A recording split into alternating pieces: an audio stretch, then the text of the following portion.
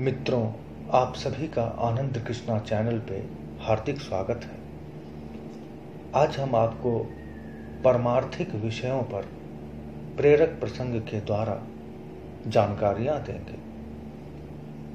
कुछ लोग स्वार्थ और परमार्थ का सही अर्थ नहीं लगा सकते।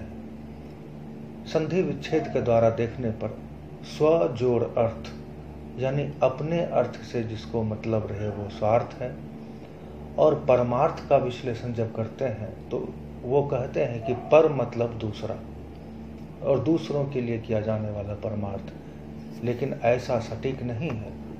परमार्थ का संधि विच्छेद करें तो परम जोर अर्थ यानी परम के लिए किया गया कार्य ही परमार्थ है। ऐसा कार्य जिसका परम अर्थ हो, शाश्वत हो, परमात्मा के लिए किया गया कार्य। तो अब परमात्मा के लिए कैसा कार्य किया जाता है, ये हम प्रेरक प्रसंग के जरिए समझेंगे। अगर आपने हमारे YouTube चैनल को सब्सक्राइब नहीं किया है तो सब्सक्राइब कर लें, साथ ही बेल आइकन दबा लें ताकि हम जो वीडियो समय समय पर बनाते रहेंगे वो सर्वप्रथम आपके पास ही पहुंचेंगे। मित्रों, एक समय की बात है, गौतम बुद्ध किसी उपवन में विश्राम कर रहे थे। तभी बच्चों का एक झुंड आया और पैरों पर पत्थर मारकर आम तोड़ने लगा। तभी एक पत्थर बुद्ध के सिर पर लगा और उससे खून बहने लगा।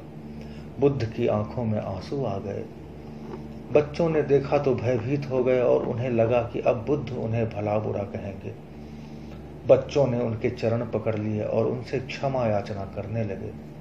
उनमें से एक बच्चे ने कहा, हमसे भारी भूल हो गई है, हमारी वजह से आपको पत्थर लगा और आपके आंसू आ गए, हमें क्षमा कर दें, अब हमसे ऐसी भूल कदापि नहीं होगी।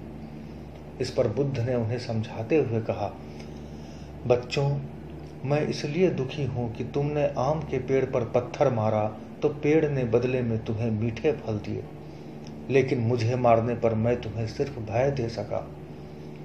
सच है, महापुरुषों का जीवन केवल परमार्थ के लिए ही होता है। खुद को तकलीफ पहुंचने के बावजूद भी वे सिर्फ दूसरों की खुशी के बारे में ही सोचते हैं, और ऐसे लोग ही महात्मा और महामानव भी कहलाते हैं। यहाँ आप गौतम बुद्ध के परमार्थ और उनके हृदय की उद्गारता को समझेंगे। दूसरे प्रसंग पे आते हैं कि एक बार एक लड़का अपने स्कूल की फीस भरने के लिए एक दरवाजे से दूसरे दरवाजे तक कुछ सामान बेचा करता था। एक दिन उसका कोई सामान नहीं बिका और उसे बड़े जोर से भूख लग रही थी। उसने तय किया कि अब वह जिस भी दरवाजे पर जाएगा उससे खाना मांग लेगा। दरवाजा खटखटाते ही एक लड़की ने दरवाजा खोला, जिसे देखकर वह घबरा गया और बजाय खाने के उसने पानी का एक गिलास मांगा।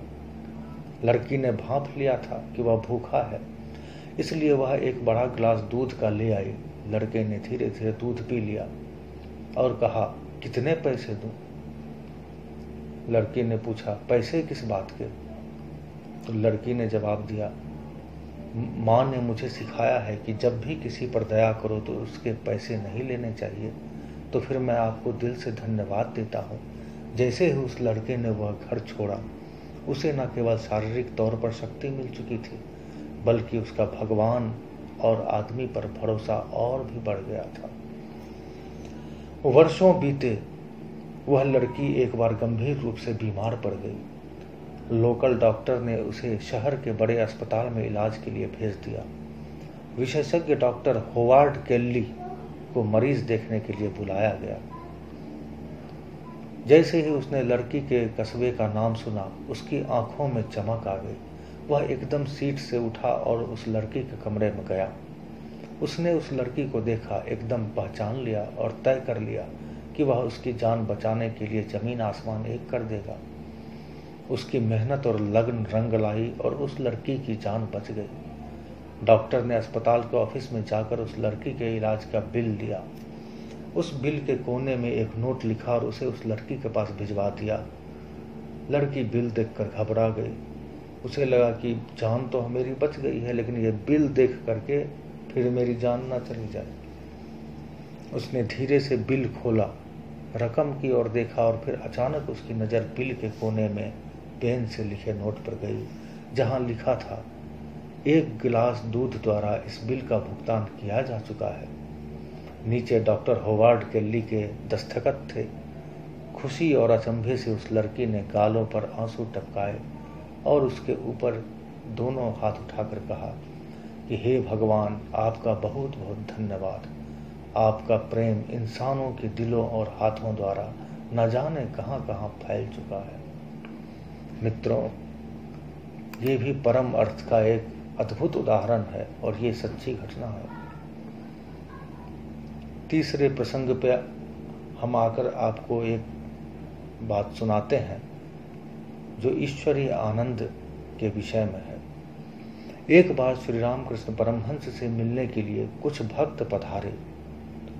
स्वामी रामकृष्ण प्रसन्न चित्त हो सभी की तरफ देख रहे थे। एक भक्त ने पूछा, स्वामी जी, ईश्वर ने मनुष्य को संसार में क्यों भेजा है?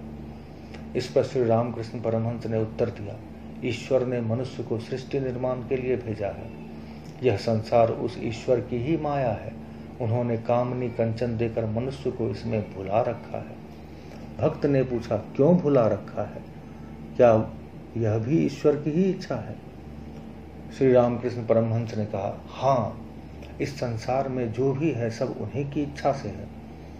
वे मनुष्य को इन्हीं में भुलाए रखते हैं और ईश्वरीय आनंद नहीं देते।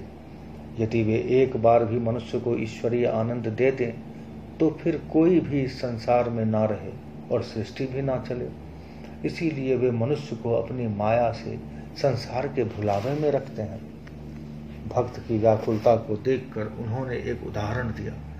जैसे चावल की आढ़त में बड़े बड़े गोदामों में चावल भरा रहता है और आढ़ती को यह डर बना रहता है कि कहीं चूहों को चावल का पता न लग जाए। इसी डर से वह बाहर की तरफ एक गुड़ की खीलें बनाकर रख देता है। चूहे उस मीठे स्वाद के भुलावे में डूबे रहते हैं और चावल की खोज के लिए उतावले नहीं होते। भक्त ने जिज्ञासावश पूछा, स्वामी जी, किंतु असली भोजन तो गोदाम के भीतर है, फिर भी चूहे उसकी खोज क्यों नहीं करते? स्वामी जी ने समझाया, यही तो बात है। सेर भर चावल के 14 सेर खीले बनते हैं। जब उन खीलों में इतना आनंद है तो चावल में कितना आनंद होगा। इसी प्रकार ईश्वर चावल के समान है और संसार के सुख, कामनी, कंचन आदि खीलों के समान है। चूहा रूपी जीव चावल के आनंद को त्याग कर खीलों के आनंद में ही मग्न रहता है। मित्रों, इस प्रसंग से यह प्रेरणा मिलती है कि जब ईश्वर की बनाई सृष्टि इतनी आनंदमयी लगती है तो इस सृष्टि का कर्ता, वह ईश्वर, कितना आनंददायक होगा। आवश्यकता है तो बस इस सत्य को जानने की, इसे समझने की और इसे सही तरीके से अनुभव करने की।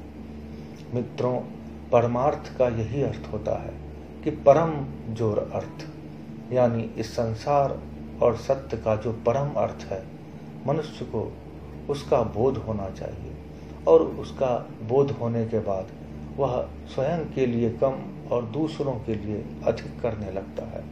और स्वयं के लिए जो प्राप्ति हमें होती है उससे सुख मिलता है और प्रत्येक सुख के पीछे दुख होता है और प्रत्येक दुख के पीछे सुख भी आता है। किंतु दूसरों के लिए किए हुए कार्यों के द्वारा हमें आनंद मिलता है और आनंद के पीछे कोई दुख नहीं होता।